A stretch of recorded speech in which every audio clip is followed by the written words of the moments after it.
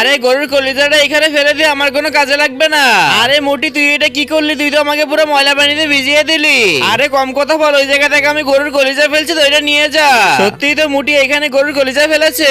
তা তোরা ভেবেছিস কি আমি কি তোদের মতো মিথ্যা কথা বলি? জানি এই দেখো আমি গরুর কলিজা নিয়ে এসেছি, এটা মজা করে রান্ধো। ওয়াও, গরুর কলিজা আমি ভালো করে পরিষ্কার করে রান্না করে নিয়ে এসেছি, তোমরা এখানে বসো, তারপরে আমরা সবাই মজা করে খাবো। এই তো আমার ভালোভাবে পরিষ্কার করা হয়ে গেছে। এবারে গরুর কলিজাটা কড়াইয়ের ভিতরে গরম পানি দিয়ে ভালোভাবে সেদ্ধ করে নেব।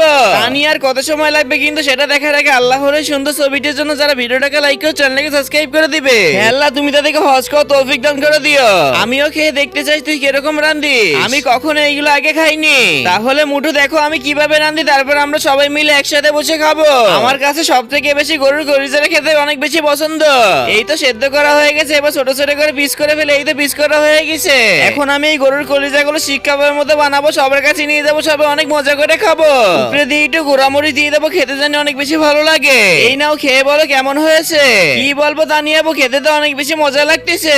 আরে মুটি আসার আগে তাড়াতাড়ি সবাই খেয়ে নে।